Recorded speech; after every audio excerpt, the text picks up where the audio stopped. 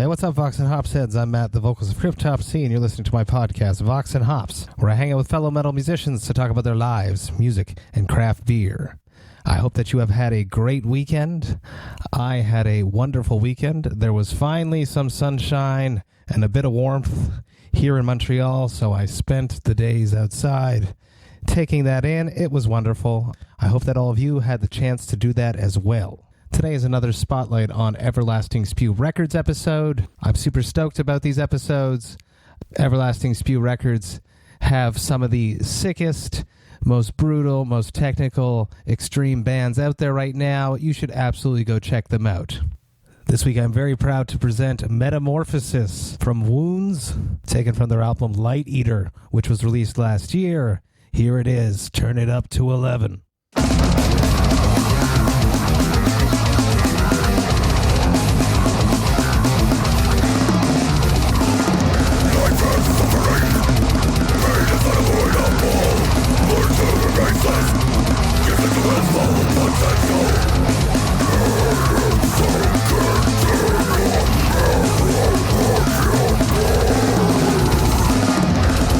Your agony, moving up your ecstasy.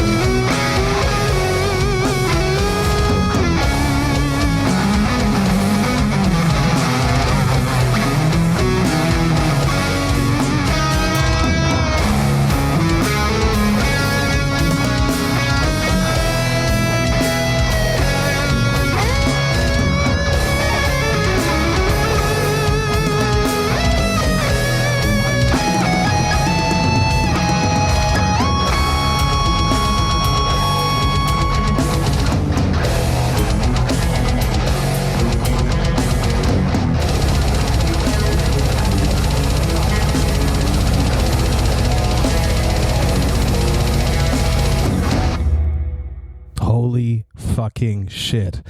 That was fucking brutal. If you guys do not know Wounds, if you have not heard of them before, in the description of this podcast, I have dropped all of their pertinent links. You should absolutely go check out Wounds and also go check out Everlasting Spew Records because, as I mentioned, they have some of the most brutal and extreme bands out there right now. On today's episode, I am with Randy Blythe from Lamb of God. Here it is, Vox and Hops, episode number 134.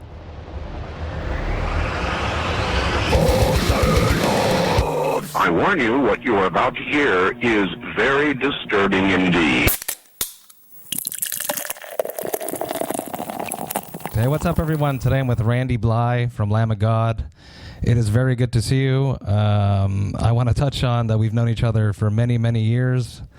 I want to give a huge shout out to Shane Ivey, Jessica, Will, and Mike the Kid from Bloodshot Eye from way back in the day. Leamington, Ontario, represent Ketchup Town. Heinz Ketchup, that's right. Because if it wasn't for them, I would have never had the chance to meet you, or I would have probably met you in passing, but not to the intimacy that we did get to hang out back in early 2000s together. Yeah, for sure, man. Good times, you know. Cruising up to Lake House and all that good shit, man. Yes, to the 3 Mile Scream guitarist Ben Ayot's tiny car. I can't remember how many of us were in there, but I do remember I was in the trunk. Yeah. How are you coping with this madness that is COVID-19? How are you with social isolation? I'm good with it because I went to prison. Like, this ain't shit, bro, you know? Honestly, this is a vacation. I mean, like, this is not to make light of anyone that has been affected by this. And I know people everywhere are like economically suffering, you know, people are losing their jobs. Businesses are going bankrupt.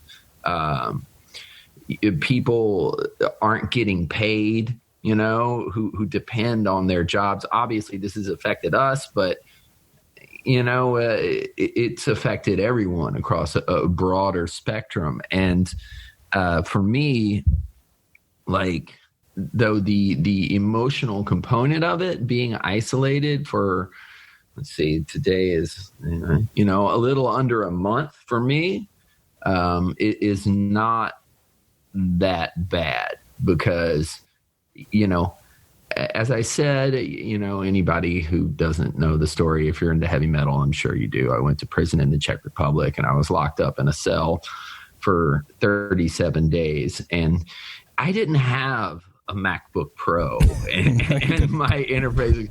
And I couldn't talk to my friend in Canada. I couldn't talk to anyone.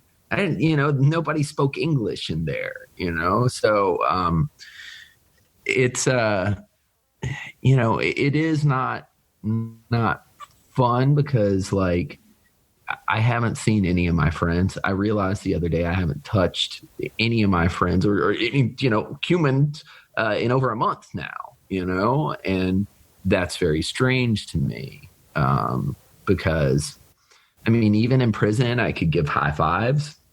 You know, like when we got to go out to population, I got to see the dudes that, you know, I got to know in there and got along with.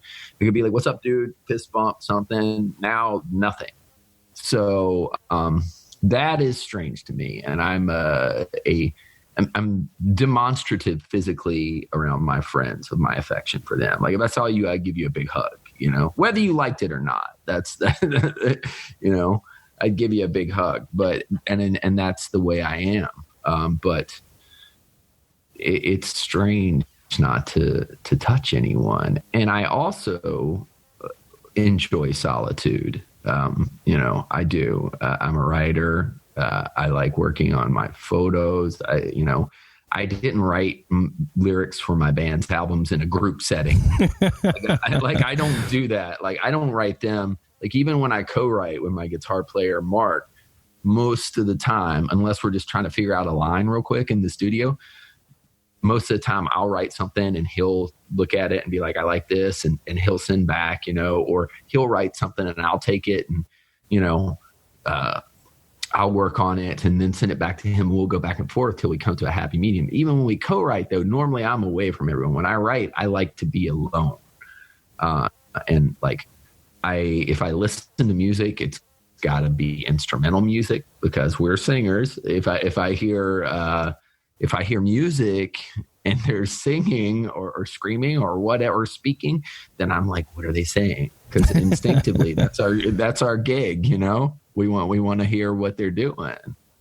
But yeah, you know, as a artist, it's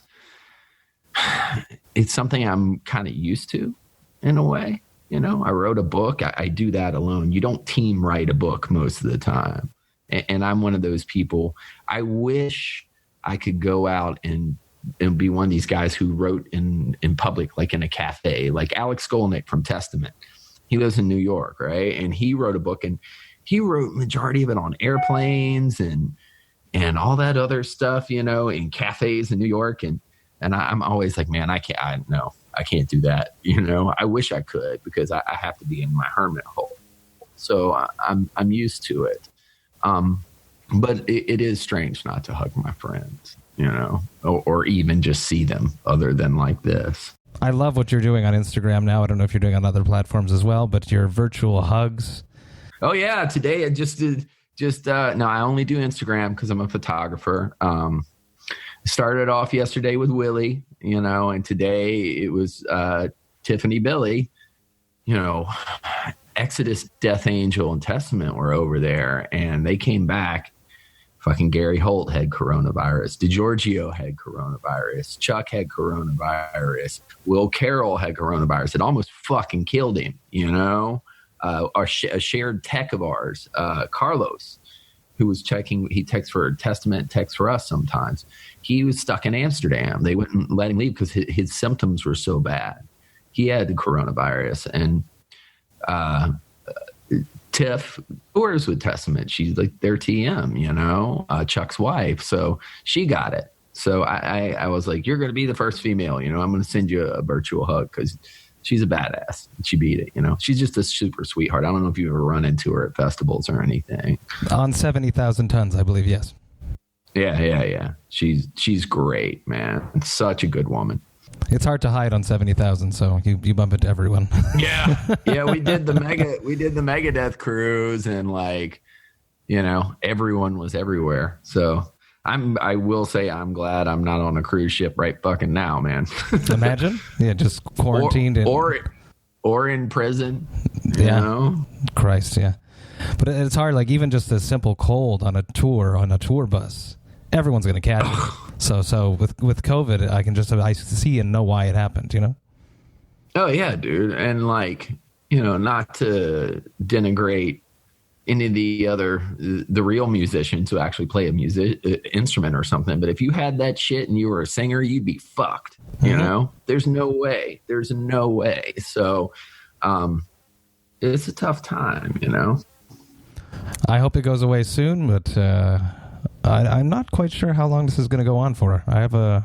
If you knew, bro, you'd have so much money, Nostradamus. You know what I mean? We'd be like, he knows. The singer of Cryptopsy knows. You know? Vox and Hops is all about hanging out with my metal friends, talking about their lives, music, and craft beer. Now, yes, sir. You are a very vocal recovering alcoholic. Yeah. That you know, doesn't touch alcohol anymore. Not for 9 years. I used to. I drank some beers with you. That's for sure. Yes, we did. It was fun. Yeah. Coronitas in the morning. But yeah, you got it. You guys just released a very cool collab with Brewdog, which is one of my favorite UK-based craft breweries. Yeah. And it's called Ghost Walker. And I tried desperately to get my hands on some up here in Montreal. I hit up the importation people that were going to bring it into Montreal, but sadly, because of COVID-19, it didn't work out. So let's talk about how this all happened. I didn't know that, man, because when we released it, you know, I looked at the... you go ahead and pour yours. Yes, I'm sorry. Are you not using a pint glass? No, I got a glass, of course. Cheers. Yeah. Well, pour it on, man. Let's cheers. You know, this is the...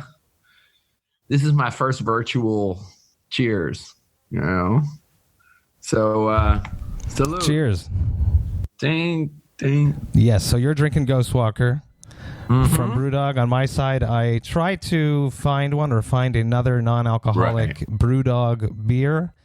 I've been trying to push local products here on the podcast because, as you were mentioning, everyone's suffering. But I ended up grabbing a Mikkeller Henry and His Science from Mikkeller. So cheers. Thank you so much for hooking up with me. Salute, you know. So, we released it, and I got, it was interesting because it's really kind of funny because, as you said, I don't do alcohol anymore. It just wasn't working out for me. I have nothing against people who drink. I did it for 22 years, but I did it way to excess. So if I have nothing at all against people who drink responsibly. I can't do it for myself. I learned that the hard way, but I still do love the taste of craft beer, of good beer. I worked in a craft beer bar in Richmond for years, off and on, called the Commercial Tap House. Yes. And that's where I really learned a lot about beer. We had, something like I think we had like 22 taps, and both the owners were real knowledgeable beer geek guys, so I got actually into the taste of beer, not just the wonderful side effects it produced in me. I actually love beer. Some people don't. I do. Like if they made a non-alcoholic whiskey, I wouldn't drink it. You know what I mean? Some people like the taste of whiskey. I think it's fucking disgusting. Even when I drank, that doesn't mean I didn't drink it when I drank, because I like to get fucked up, But I don't enjoy the taste of whiskey. I was never a wine guy. None of that shit. Beer. But I did learn to, and I did some home brewing as well. So like I have nothing against regular consumption of alcohol, responsible consumption of alcohol. It's in some cases, I think or people every now and then tying one on and getting drunk every now and then, because I think it reminds normal people that they shouldn't do that all the time. They wake up like, oh God, where's my wallet? Yeah. For me, I'm not going to do that again, and they don't. But with me, that's not the way it works out. I wake up and go, oh God, I need another one. So anyway, but yeah, so like I got a lot of messages. I saw a lot of comments on the Lamb of God Instagram, which I rarely read their comments because someone's always going to complain about something, and I talk about my band all the time anyway. I don't need to read every comment on it. It's crazy enough being in the band.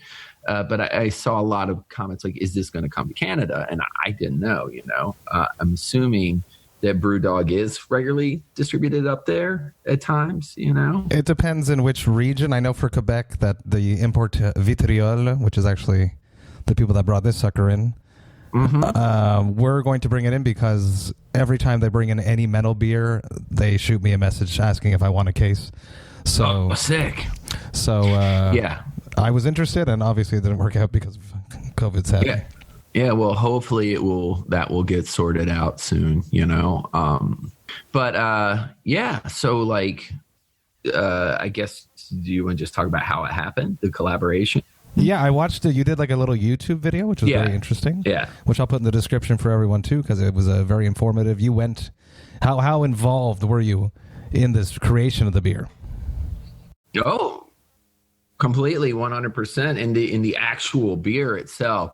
The artwork, I was very involved. I picked the hops. I tested a bunch of malts and talked about bases and it's like I know a little bit about beer. It's been a long time since I've had a real one, but I still remember.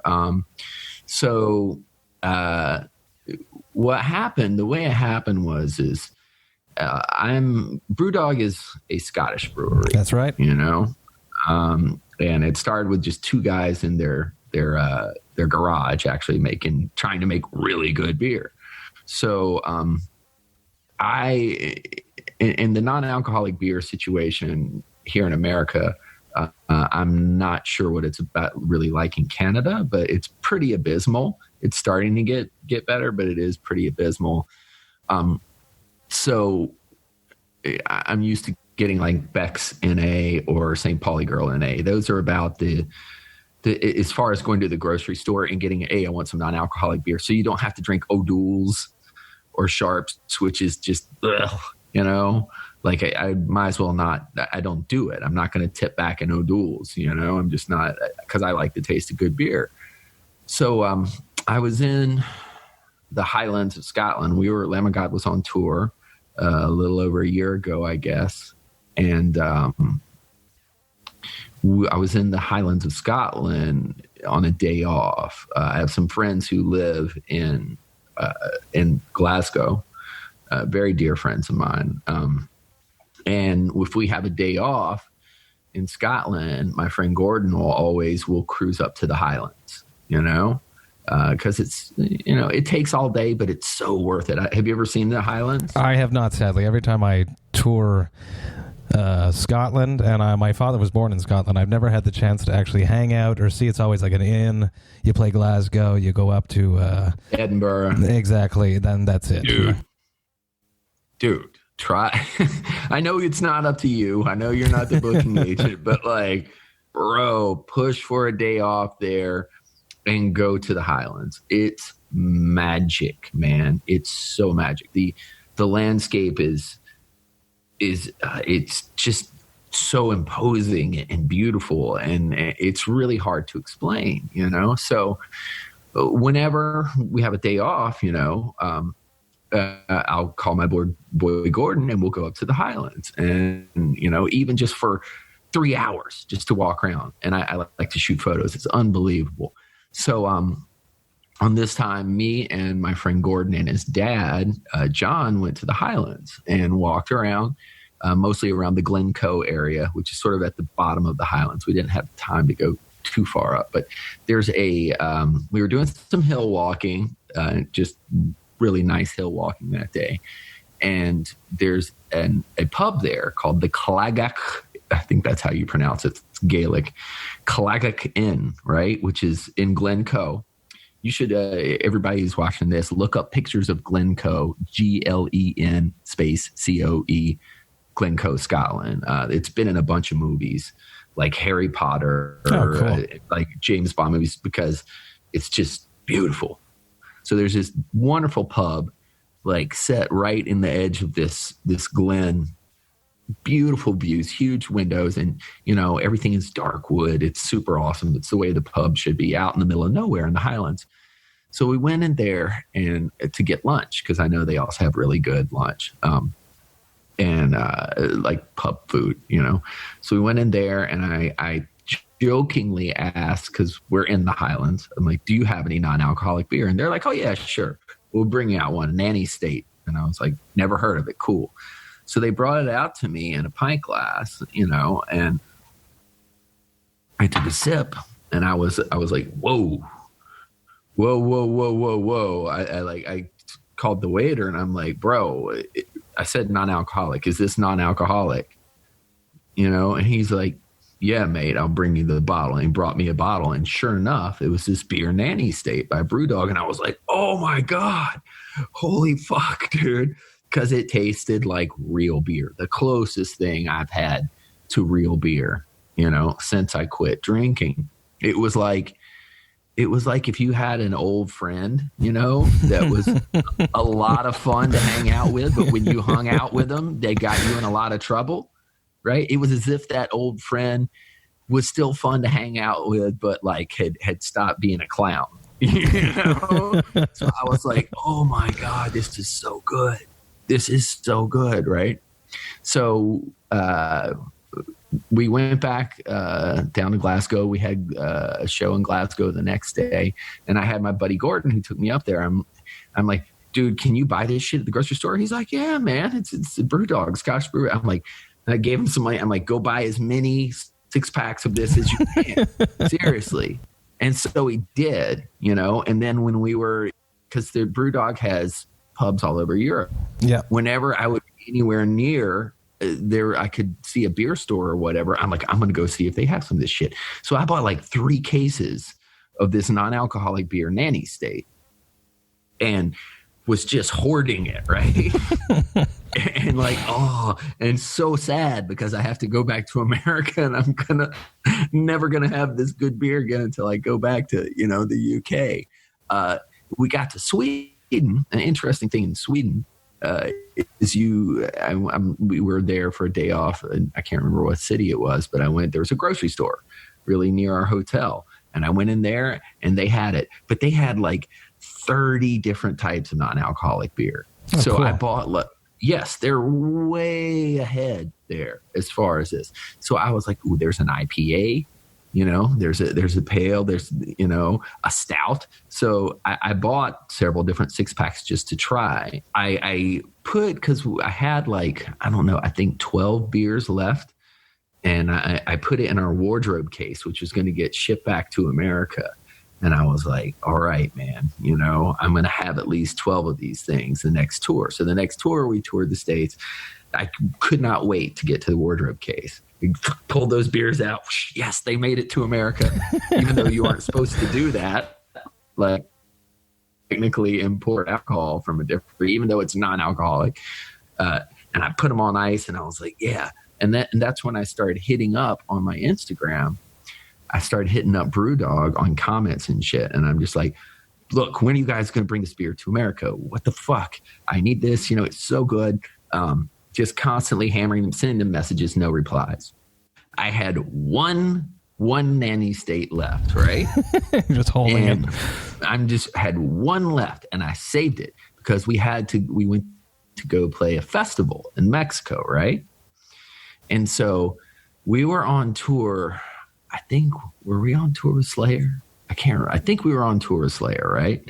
And this festival hit us up in Mexico and said, hey, we want you to play this festival on this date. And we're like, well, that's nice, but they said, we see you have a day off. And we were playing in like Georgia, and then like way on the ass end of Texas, right? The next day. So the day off was a travel day, So we wrote back to them and we're like, look, that we appreciate it, but the day off is a travel day. We're on tour, and they're like, hit us back. And they're like, yeah, but we're going to pay you this much, and offered us a good amount of money to come. And we're like, we hit them back. We're like, that's still really nice, but I don't think you're getting it. We're on tour, like we have to travel, and then they hit us back and they're like, we'll pay for a private jet.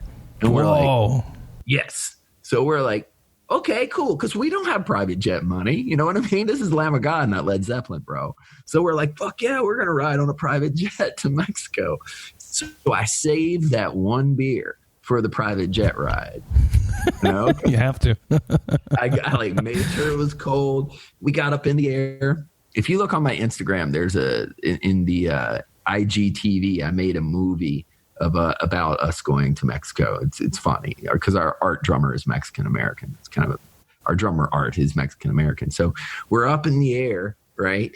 And I took a picture of this last lone Brewdog beer. And when I got back down the ground, I found their Brewdog USA. I figured out that they had opened up brewery here, and a few brew pubs in Ohio. So I got on the ground. I sent Brewdog USA a message, and it was a picture of this beer in the private jet me. And I'm like, look, my name is Randy. I sing for a heavy metal band. I have been saving this beer. I'm in a private fucking jet. This is my last attempt to contact you people to get your attention. I need to know when this beer is going to come here. And then the Brewdog USA people hit me back like within minutes, because I'd always been trying to contact the UK thing. I didn't, and I guess the American people were like, oh, we know, and they're like, holy shit, we know who you are, you know, because there's fans that work at the brewery. So I'm like, oh, they're like, we're working on it. And I'm like, killer. So later on that tour, we had a day off in Columbus, Ohio, where the brewery is. And I was talking to my contact, this girl who used to work there, Cassandra, lovely, lovely girl. She works for PBR now, but she's still really good friends with the Brewdog people. And I'm like, me and my guitar player, Willie, who doesn't drink either, you know, and Mark doesn't drink anymore, but Mark likes Miller Lite. You know? So he's not that into it. We forgive you, Mark. Yeah, I used to get so mad at them, like in Europe, and they would like, some of the guys would like, they'd ship cases of Miller Lite over in the road case, and we're in Germany. I'm like, God, you savages! We're in Germany. That's some of the best beer in the world. Why are you drinking that piss water, man? You know, just offended. I was offended. Even after I quit drinking, I was fucking offended. Like, this is not beer, man. So anyway, I contacted them, the Brewdog people, and I'm like, we have a day off. We're going to go to one of the brew pubs. And they're like, this girl Cass is like, fantastic. We'll meet you. So me and Willie rented some of those Lime scooters, you know? Yep. And we just zipped around Columbus and took him to the Brewdog brewery and met some of the staff there. And it was cool because it was the first time me and Willie had been able to have a pint together, a fresh pint, in 9 years, you know, because he hasn't had a drink in like 7, I think, or something now. And I hadn't had one in 9. So it was the first time. It was a beautiful day. We sat outside. We had a pint of good fucking beer together, you know. The Brewdog people came and who worked there, and the president of Brewdog America, I think she's the chief officer or whatever, happened to be in town. She's originally British, but she came by and we were just talking, and this girl Cass is like, why don't we do a collaboration of you know, non-alcoholic beer and you guys? And I'm like, fuck yeah, man. Absolutely, you know. And management started talking to them, and me and Willie were both supposed to go to Brewdog to design the beer together, because, you know, Willie likes good beer too, or did before he quit drinking. And regrettably, Willie had a death in his family, so he couldn't attend. So I had to go by myself. But the Brewdog flew me to Columbus, and I met with the staff, stayed in their hotel. They have an on-site hotel, which is just like a beer nerd hotel where people come just to stay at the brewery. Stayed there, discussed what I was looking for in a beer, discussed, you know, the kind of way we would present this. And it's really kind of, it's kind of wacky because like lots of bands have beers, do beer collaborations, you know? And we haven't heard, to my knowledge, of any band doing a non-alcoholic beer.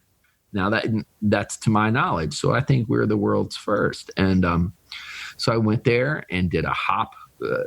Have you ever seen Real Hops? Yeah. How they do it. It's all smell and all that, man. It was crazy, dude. You know, they had like something like 22 different hops out for me to try, and you do this and take notes, and, you know, and I like tested all these hops and found what I thought would be a nice blend. Do you remember which hops went into it? Yes, I do. I can tell you exactly which hops went into it.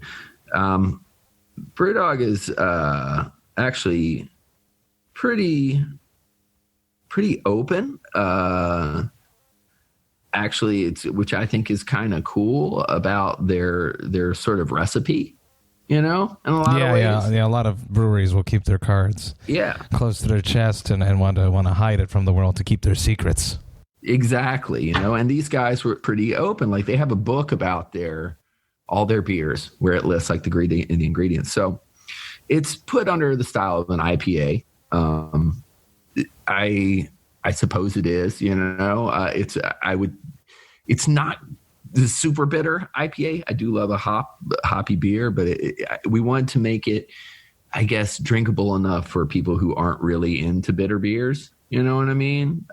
So the malts we use are Munich malts, oats, wheat, extra dark crystal. The hops, which I picked, were Cascade, Centennial, Chinook, and Citra. Cool. Yeah. Some classics right there.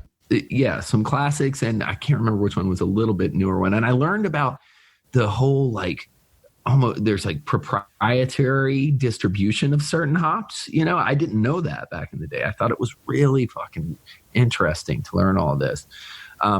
And physically tasted some samples of the malts, like the roasted stuff. It was just really cool, and discussed sort of what sort of baseline we were looking for, and left and went on tour, did some more stuff. And then we played a one-off show on Valentine's Day in Chicago, and they had sent a whole test batch. Oh, cool. And I tasted it. I was like, yes.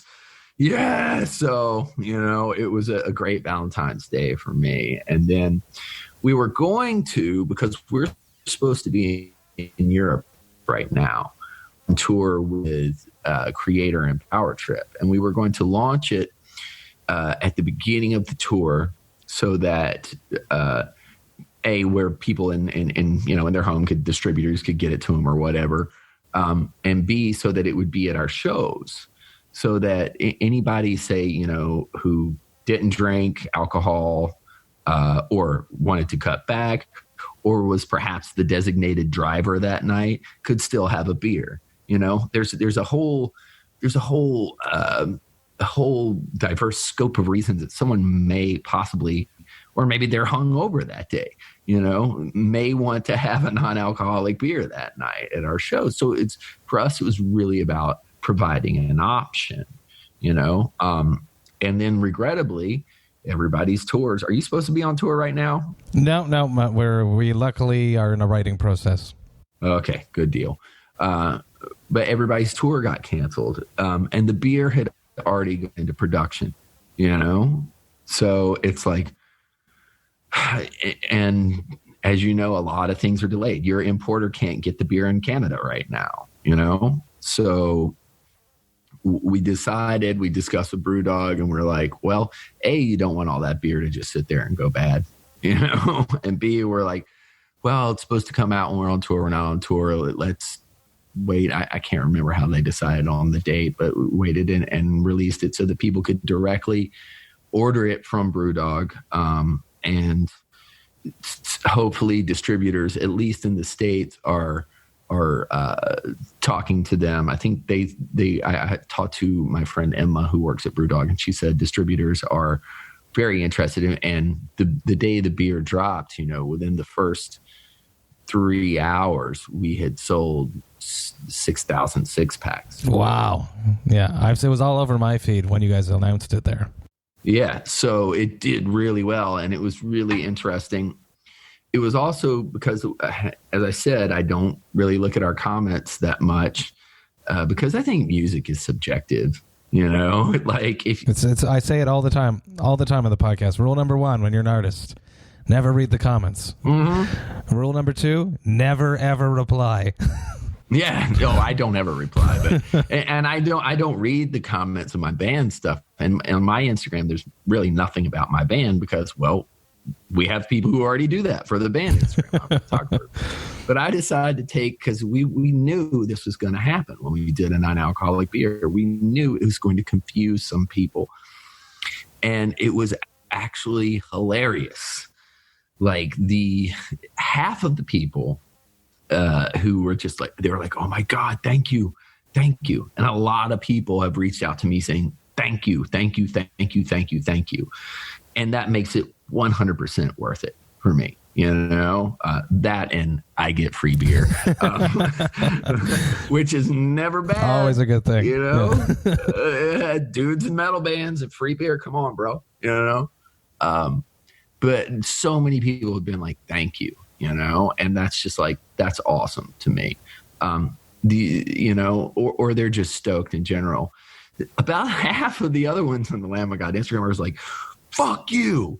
Like they were mad. And some of them, dude, it was funny. Me and Mark were just like laughing hysterically about some of these comments. And it's like someone wrote, my favorite one, I think, was, "Thanks a lot, Randy. What else are you going to ruin for us?" Oh my God. And I'm like, you don't have to drink the beer.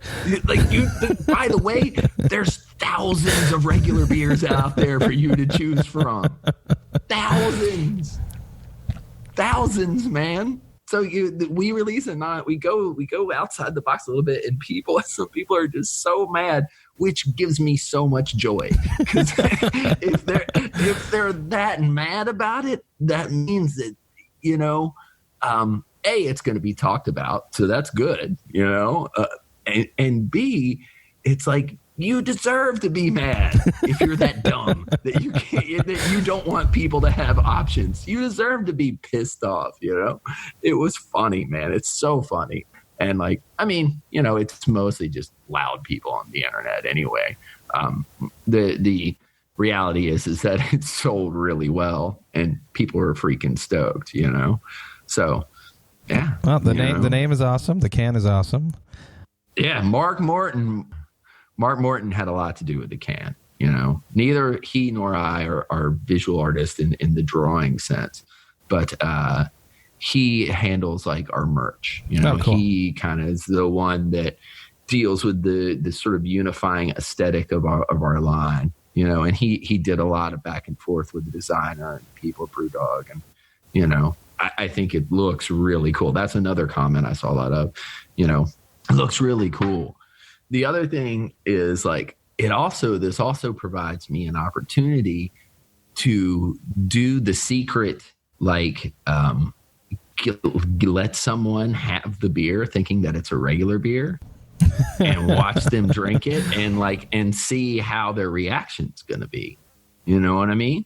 Because I guarantee you, some of the people won't be able to tell the difference, I think it's very important that you are a very good role model for people that do struggle with alcohol addiction. And you've been so vocal about it and open about it. And now here you are providing a solution for people. It's really big of you. It's not a solution for everyone. Some people some people are like, I can't do that. It might trigger me or exactly. or whatever, and fair enough. And I'm not saying everybody should just like, if you're an alcoholic, just drink non-alcoholic beer, because that doesn't work for some people, but it's an individual choice. So I don't know if we're providing a solution. We're providing an option for some people, and it's like, and even for it, because I have Satan inside of me, it's just be funny. It's just funny. I want people to run an experiment when they're out with their friends and their buddy gets too fucked up, and doesn't want to quit. We all know a guy like that.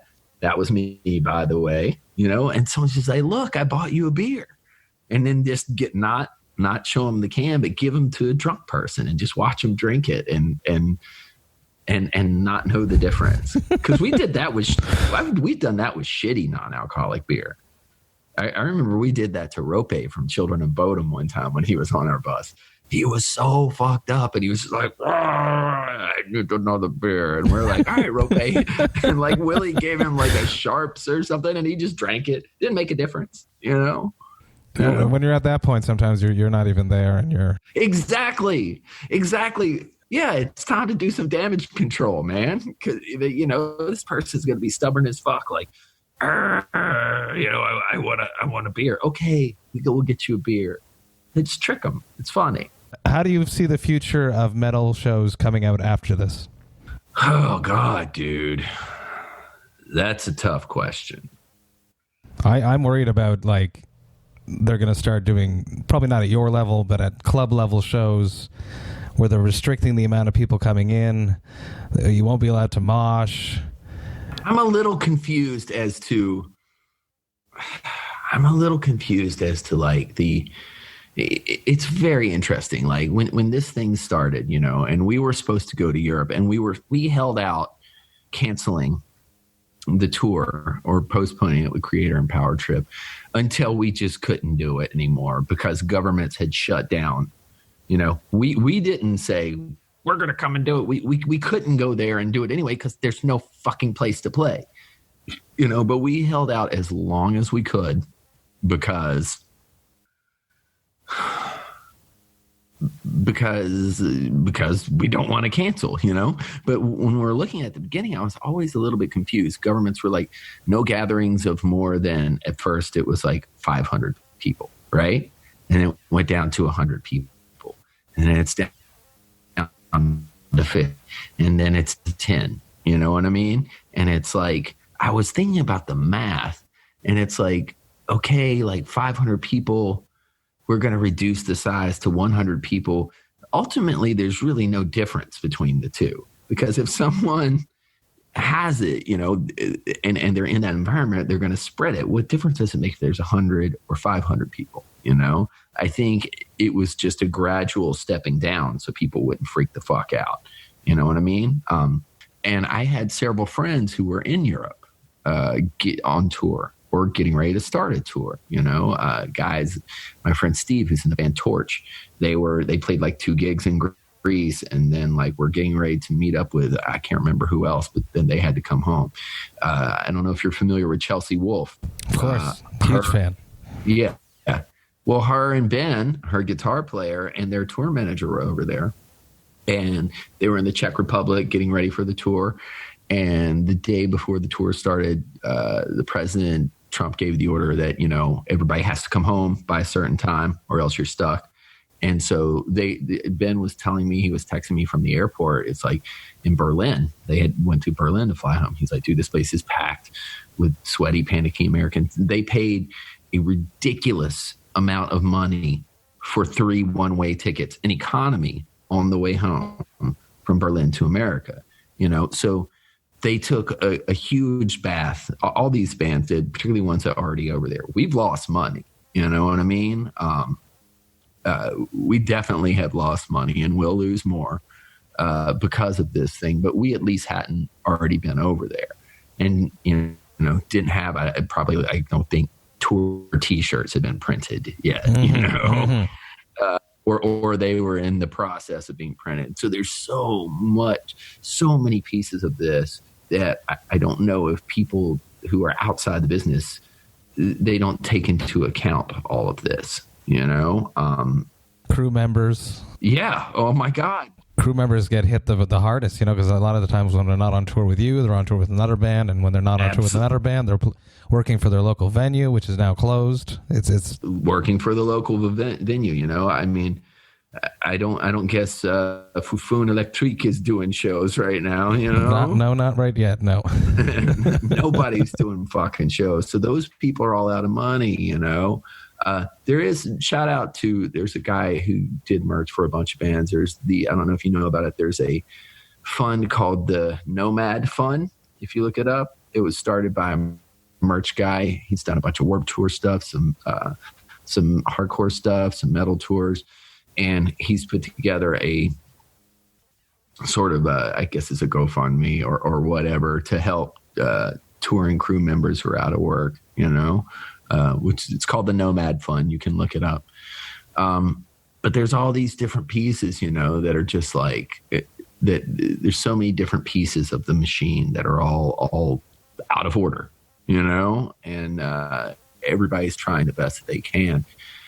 We're asked constantly, is the tour with Megadeth still going to happen? You know what I mean?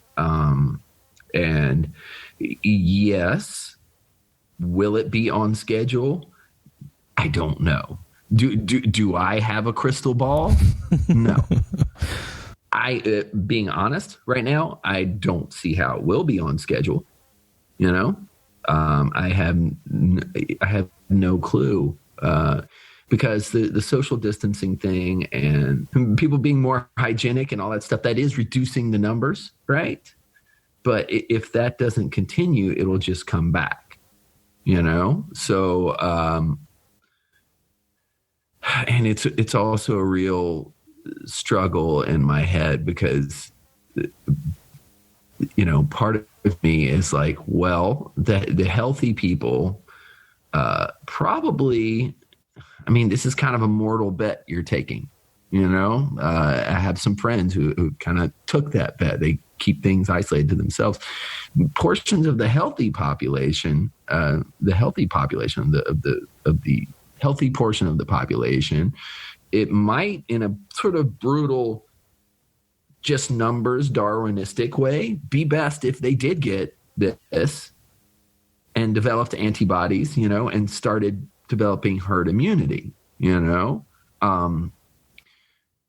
but there's also the people who are immunocompromised through no fault of their own. There's also elderly people, like my grandma's 99, dude. I'm going to go visit her in her nursing home soon, and that by visit her, that means I'm going to go outside the nursing home place and wave through a closed glass door. My dad went and visited her last week, and he told me he did that. And I was like, can I do that? And he said, yes. And dude, I burst into tears. I haven't seen her in 2 months, and I go see her much more often than that. She's 99. So like, it's easy enough if you're looking at things in a cold, logical, numbers only way, like X amount have to get this in order to develop the antibodies. It's harder when, I have a friend who was basically born with diabetes through no fault of his own. He's at risk. My brother's wife had breast cancer, double mastectomy, triple negative breast cancer. She beat it, right? But she's also finishing up her medical school soon. So that means she's going to be put into it because she's had chemotherapy and all that stuff. Her immune system is compromised, and I have friends who are firemen, emergency service workers, law enforcement, doctors, nurses. I talk to these people every fucking day, and their friends are dying. Some of them are dying. So it's kind of hard to just be like, well, it's just a numbers game when you actually know people, So, it's kind of a catch-22, So I think that we're just trying to bide time until an effective antiviral or vaccine can be developed. I think that's probably the overall probably the best solution. Who knows if it'll work or not, because also the economy is going. That's right, because it takes at least 18 months before something tested, something that's proven actually goes into effect when it becomes a vaccine. Yeah, so like people who are like, that's great, we need to stay inside and isolate and all that stuff, but I have 3 children to feed, I have to pay rent, I have to, it's so fucking like, I wish I had an answer. If I did, I would immediately give it to the world. I wish I had a good solution for this, but I don't. For me, what I'm trying to do is, without being paralyzed by this thing, and being as smart as possible, is like observe the protocols, wash my hands a lot, and not fucking hang out with a bunch of strangers and shit. I'm not running around French kissing anyone right now, that's for sure. It's just try and stay healthy, and give these people, these scientists, and also the doctors and nurses who are working right now, I'm trying to not be any more of a burden on them than I have to be, because and in fact, I've managed to source some N95s and surgical masks for some people, and that I personally know, who are working in a hospital right now where they only gave them 1 mask. Wow. Expired mask. And they're like, here you go. That's it, indefinitely. And I'm like, what the fuck? You know, I know some people who have gotten me some masks, and I'm like giving it to these people. And it's like, you know, you guys need this, you know? So it's super fucked up. As far as like how shows will be in the future, I don't know if there will be shows until we can have shows normally in general for anyone, because I don't think, let's be realistic, let's be 100% realistic.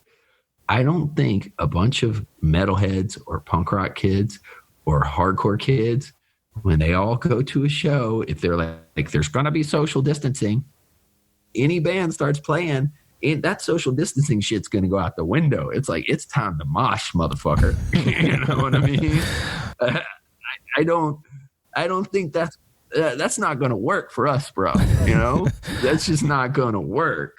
So it's not a show that I would like to play. That's for sure. No, dude. Can you imagine how weird it would be? Everyone's standing in their grid. In their grid, bro? No. That one. I mean, I remember seeing Testament and Slayer in like, maybe 90, I think it was 90 or 91. They were on tour together, and they played this venue in Richmond called the Mosque, and it was all seated. It's this beautiful little theater, and it's all seated. And I was like, this is not going to work, man. And sure enough, I mean, they had security guards going up in the aisles and shit, trying to keep them calm. But nah, man, chairs got fucked up, you know? That's not how you do it, you know? And like, what am I going to say to the audience? Like, everybody stand really still, man. Don't touch anyone. This next song is 2 called meters. Walk With Me in Hell. 2 meters, please. It's not going to work for Lamb of God, bro. It's not going to do it, you know? So it's like, holy fuck. I don't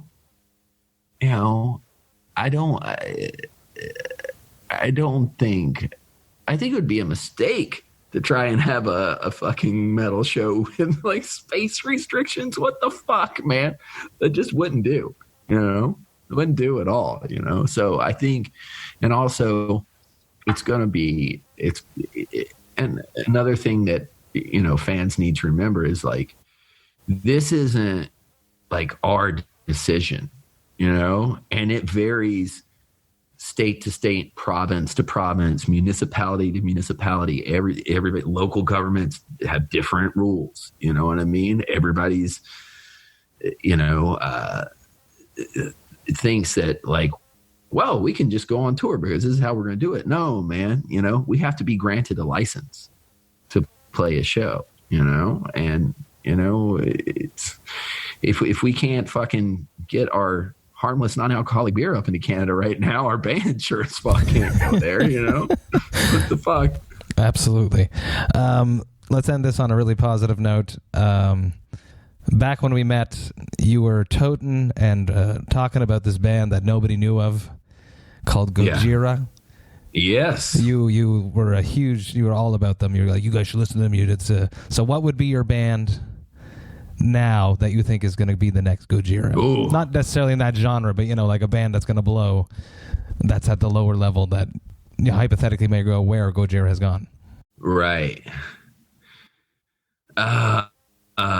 If they do it right, there's a band from Richmond, from my hometown, that just put out their first full length, and they're called Division of Mind, right? And I see in those guys, if they do it right and have, they have the potential to grow into something much, much bigger. They're sort of come out of the metal and hardcore scene, particularly the hardcore scene, but they're amazing. So they put out a self-titled LP, Division of Mind, on a small label. I can't remember which label it is. But I've really been listening to them a lot, you know. Mark put out his solo record. You like to jump up on stage with lots of other bands. When is there going to be a Randy Blythe solo project? Is that something that you've ever thought of? Yeah, man. I don't know if I would call it the Randy Blythe solo project. I'd probably call it the Big Fat Dummy and Friends or something. I've been working on lots of different music, man. Actually, I'm working on some different stuff right now. And I have thought about it, but between the photography and Lamb of God and the beer and other side projects I do and writing, I need to write another book and all this other stuff. It's like, so if I do a solo project, it won't be metal at all. It'll probably be some weird electronic music, some weird stuff like that, because I already have my metal band and I work with other metal bands, and, I like to stay a little bit more well-rounded, Are you guys are writing right now? We are writing right now. We're using Zoom, this platform right here, to write together while not together. Nice. We're writing a full length. It's going to be out probably next year because of everything else. Yeah, who's putting it out? Oh, I can't say just yet. But that's okay. Yeah, but our record just got delayed. Oh, okay. It was supposed to be out May 8th, and now it's out June 16th, and we just announced that today. Because we were hearing from, I think in Europe, a lot of their stuff because we're on Nuclear Blast in Europe. And I think they had already set it up so that things could go out on time for mail order.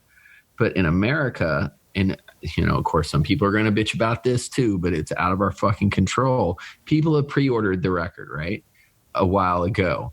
But the distribution chain is totally disrupted right now. So,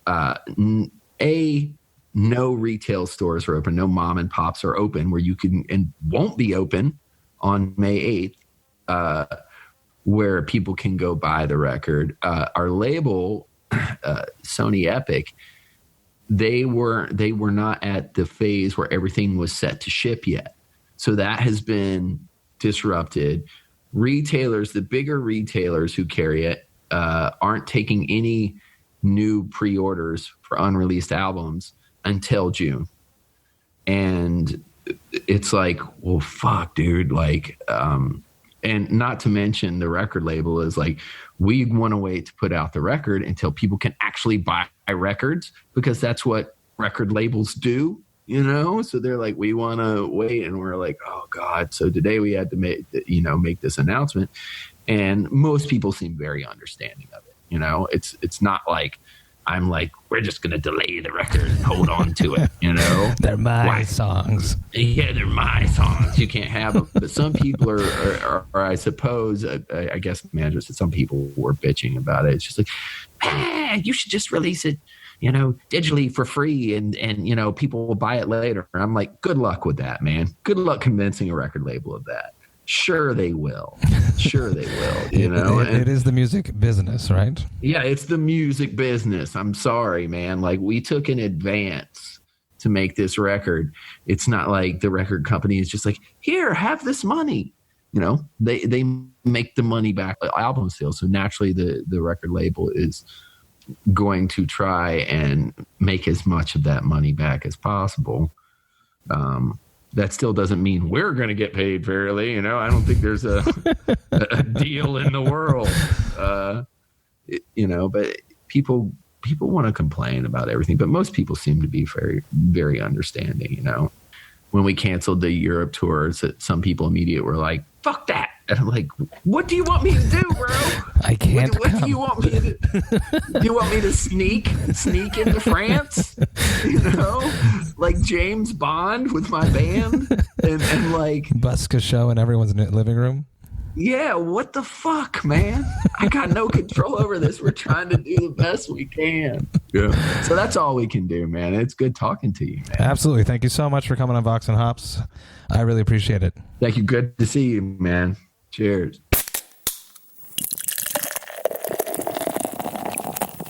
Hey, thank you all so much for listening right to the end. You know that I love and appreciate that. Super stoked that I had the opportunity to get Randy on the podcast. I have been a huge fan of Lamb of God. Very influential on my vocals back when I started screaming. So a massive, huge shout out to Randy for coming and being a part of Vox and Hops. Can't wait to hang out with you in person and do this all again. Also want to give a huge shout out to Brewdog for creating what is probably the very first non-alcoholic collaborative brew with a metal act. It is very cool. It is an excellent, excellent initiative, and I'm all about it. So everybody out there, go out and get your hands on the Ghost Walker IPA, the non-alcoholic brew by Brewdog. Get it, drink it, enjoy it responsibly because it's non-alcoholic. I hope you guys have a great rest of the week. I have 2 more episodes coming at you, one on Wednesday and the other will be on Friday. But until then, remember to enjoy life, metal, and craft beer. Cheers, Vox and Hops heads.